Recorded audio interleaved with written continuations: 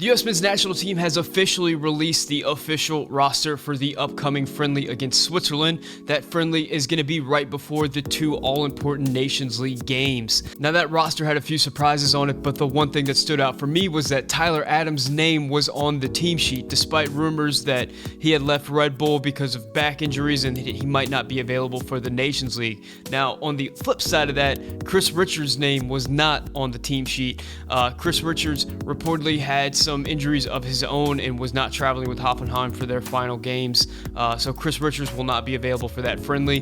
Does that mean that he might not be available for the Nations League? We don't know. We're going to get into all that and more on this episode of the Yank Report. What's up? My name is Sam. Welcome to the Yank Report, the show where we talk about the U.S. men's national team, U.S. soccer, and all that good stuff. If you're into that kind of thing, please hit that subscribe button. I'd very much appreciate it. We're right on the cusp of 4,000 subscribers, so I'd like to hit that 4,000 subscriber mark and celebrate with all of you.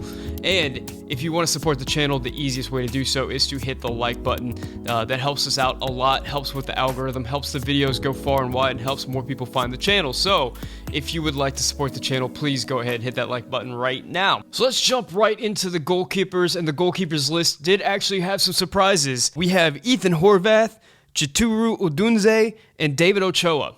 Now, of course, the most important thing to note here is that Zach Steffen will not be available for this game because of his participation in the Champions League final with Manchester City. So he should be joining up with the team ahead of Nations League, but he won't be available for this game. Now, if you recall in my prediction for this roster, I had Matt Turner, and Matt Turner's name is not on this list. He is likely a candidate for the Gold Cup. So maybe Berhalter felt that if Matt Turner was not going to be able to get minutes in these friendlies, that he was better off seeing him for extended minutes in the Gold Cup. I'm assuming that's what went down there. Now, the big surprise was David Ochoa. David Ochoa is the young goalkeeper that we have been hearing so much hype about for so long. We finally got to see him play in the Olympic qualifiers, and in spite of one moment that we're going to try to forget, he actually had a pretty good tournament, which led him into starting for Real Salt Lake in MLS. He's been a controversial figure there, but Greg Berhalter remarked that he was impressed by what he saw from Ochoa in the Gold Cup. He was impressed by what he saw from Ochoa in Olympic qualifiers and impressed by him so far in MLS. Wanted to get Ochoa into the group and get some youth in that goalkeeper area. So that's very exciting that we have David Ochoa, a player that we've been hearing so much about for so long. And in a matter of months, he's gone from a youth team player to a starter in MLS to now a participant in a U.S. men's national team camp. So it's big things for David Ochoa, and hopefully he just keeps going right up that mountain. Moving on to defenders, and that's where things get interesting. Prior to the release of this roster, we found out Aaron Long had a devastating Achilles injury that's going to see him out for an extended period of time, at least a year, which is just gutting because, you know, Aaron Long has just been a great warrior for this team for a long time. You know, he's kind of controversial within the fan base because he is an MLS defender and he's not a top-end talent like a John Brooks, and he's not a huge prospect like a Chris Richards, but he's a player that every time he gets called on, you know, he just brings that emotion and intensity to the field.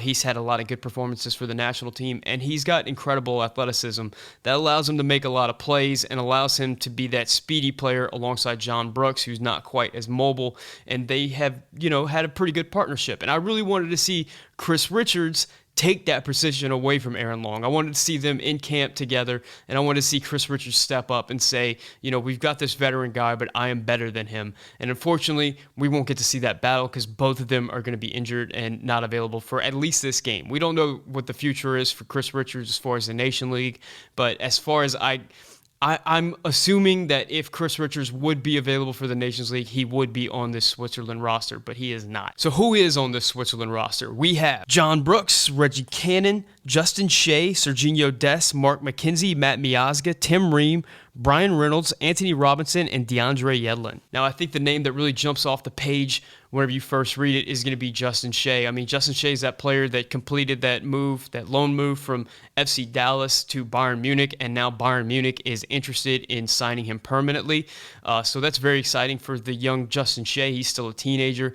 And another thing about Justin Shay is he's mentioned that he is open to play for either the U.S. men's national team or the German national team. So it seems like anytime a dual net expresses interest in playing for another country, Greg Berhalter takes that personally. So it's good to see Justin Shay's name on the list. I don't expect him to feature much in this camp, in these friendlies, and he's, of course, not going to be playing in the Nations League because he's not on the provisional roster, but it's cool to be able to get him in camp, get him around all the players, meet all the young players, see what's going on with this U.S. men's national team, and hopefully incentivize him to want to join up in the future. Speaking of young players from MLS, we have Brian Reynolds and we have Mark Mckenzie.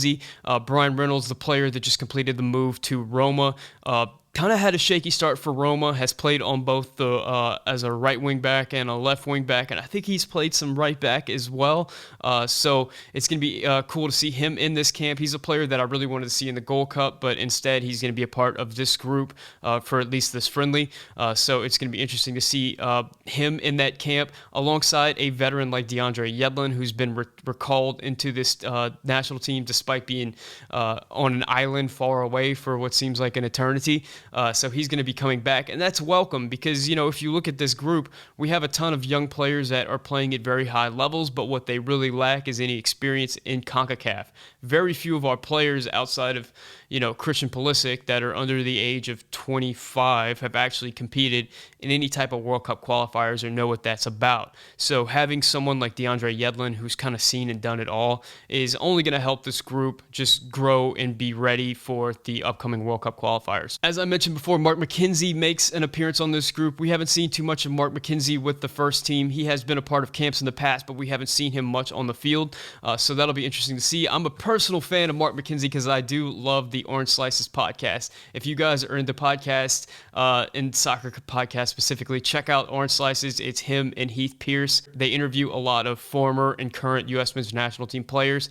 It gives you an incredible perspective of what's going on in the heads of these players, especially whenever they interview guys like Tim Weah and Tyler Adams, Chris Richards, guys who are currently on the team, and you get to hear about what they're kind of going through personally, and just a cool behind the scenes for all that. Moving on to the midfield, and I think this is where things got really interesting. We have Kellen Acosta, Tyler Adams, Julian Green, Sebastian Lletget, Weston McKennie, Yunus Musa, and Jackson Ewell. Let me start out by talking about what I got wrong, because I did predict the roster in a previous video, and I had pretty much nailed it. All the players that I thought would be there are there, except for one, and that's Luca De La Torre.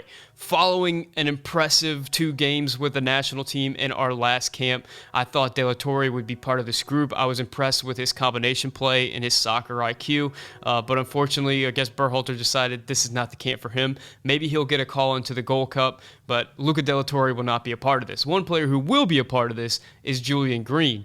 Julian Green, in the last few months, for whatever reason, has become like a favorite of U.S. men's national team Twitter. A lot of people, after his impressive season in the 2 Bundesliga, wanted to see Julian Green as a part of this group, see what he can do. There was question marks about whether Julian Green would be a winger in the Berhalter system or an 8 in the Berhalter system. He's listed as a midfielder, so that indicates to me that he's going to be one of those 8s. So it'll be interesting to see how he features as part of this group, if he gets playing time, how he does with that playing time, how he does versus other players like maybe Sebastian Lletget or Kellen Acosta or some of his direct competition for that role. So exciting to see Green back part of that group. Now, I did mention Kellen Acosta. 2 MLS players, Kellen Acosta and Jackson Ewell, are going to be a part of this group. Now, I had picked Kellen Acosta for my backup 6 role, but it appears, at least to me, just looking at this roster, that Berhalter's going to be looking at him as an 8 for this particular roster. He did mention in interviews in the previous camp that Kellen Acosta was playing out of position at the 6, which leads us to believe that Berhalter sees him more as an 8. And if you're Greg Berhalter, do you really need 3 defensive midfielders on this roster behind for a position that only plays 1 player? I don't know. I'm not 100% sure. It seems like Kellen Acosta is going to be a guy that's going to be competing for that 8 position and maybe cover for that 6 position if, say, Tyler Adams or Jackson Ewell has an issue and can't compete for whatever reason, knock on wood. As I said in the opener, it's very exciting to see that Tyler Adams' name is on this roster. I think that Tyler Adams is the second most important player on this national team behind John Brooks. I think that if John Brooks is out for any reason, we just don't have any player that can come in for him and contribute like even half of what John Brooks brings to the table. But the next player down from that for me is Tyler Adams. Tyler Adams is just irreplaceable on this roster. If he goes down, boy, that depth behind him is not very good. So seeing that Tyler Adams is going to be able to play despite those back issues is, very exciting. And I hope to see some strong performances from Tyler. And then after that, he can get some much needed rest and recruit for the upcoming season with Red Bull Leipzig and new head coach Jesse Marsch. That'll be fun to watch. Now for the forwards, and we have Brennan Aronson, Daryl Dike, Matthew Hoppy, Gio Reyna, Josh Sargent, Jordan Siebatcheu, and Tim Weah. And before we start talking about the players who are there, let's talk about the players who aren't there. I know a lot of people were concerned that Gyasi Zardes was going to be called into this roster, and instead we have Matthew Hoppy and Jordan Siebatcheu. So I know that's a big weight off of a lot of U.S. men's national team fans' shoulders, not seeing Gyasi Zardes. I'm sure Gyasi Zardes will be part of the Gold Cup, considering he's not a part of this roster, but at least for this particular roster, we don't have Zardes. We instead have the debut to the national team for Matthew Hoppy, a player that has been playing at Schalke and has kind of had an up and down season. He, of course, bursts onto that scene with that hat trick and scored a few goals after that, and then right before the end of the season scored another impressive goal. So a lot of people are high on Matthew Hoppy because of his ability to make runs in behind and his just pure finishing ability. So it's going to be cool to see him with the group, see him for the first time playing with the U.S. men's national team and seeing what he can do within that group. Another player whose name is not on this list is going to be Christian Pulisic. Pulisic, just like Zach Steffen, is not going to be available for this particular game because of the Champions League final. He's going to be playing, hopefully starting with Chelsea in the Champions League final, so he won't be a part of this game, but he will likely be added to the Nations League roster after this game. He'll be joining up with the camp, so expect to see Christian Pulisic there. Now, I think the most exciting positional battle for this particular Nations League camp is going to be between Josh Sargent and Daryl Dike. I've done a video on Josh Sargent versus Daryl Dike. I know a lot of people are high on both players. I know a lot of people are low on both players. So it's going to be fun to see them with the group. It's going to be fun to see who Greg Berhalter ultimately goes with. I'm sure both of them are going to see some playing time over the course of this 4 games. So how they interact with players like Gio Reyna and Tim Weah and Christian Pulisic, Weston McKennie, these players who are capable of providing service and capable of a lot of beautiful interplay, and just being in a team capable of holding possession for extended periods of time in general is going to be interesting to see with both DK and Josh Sargent. So who scores the goals, who emerges as the player over the course of these 4 games is going to be really interesting. So I'm excited to see that heading into World Cup qualifiers. We hopefully will have a better idea of who the starting striker for the U.S. men's national team will be, or both of them come out hot and both of them play lights out, and we're still not sure who the top guy is going to be, but we're happy with both of them, which probably is the best outcome. So a few observations about this roster. I know a lot of people were surprised whenever this roster was released, and it wasn't all based off of the 40-man provisional roster. Of course, only players on the 40-man provisional roster are going to be allowed to take part in the Nations League games, but we do have 2 friendly games sandwiching the Nations League games on either end. So Greg Berhalter elected to call in a bunch of other guys to fill out that roster for those 2 friendlies. And I think the interesting thing for me to look at here is that the majority of the players that he called in were European-based. The only MLS player that I can recall offhand was David Ochoa to come in with that goalkeeper group, but the rest were European-based. So I wouldn't say that this is exactly an insight into Greg Berhalter's depth chart, the players that he thinks are the top players for the national team. It seems like he was thinking more logistically and just brought in European players because this was a European friendly. So does this mean that, whenever the national team goes from Switzerland to the United States for the Nations League, that we see another group of players come in? It could. I don't know. I don't know what's in Greg Berhalter's head. I thought it was strange that the roster, whenever it was released, said specifically for the Switzerland game and not for the camp.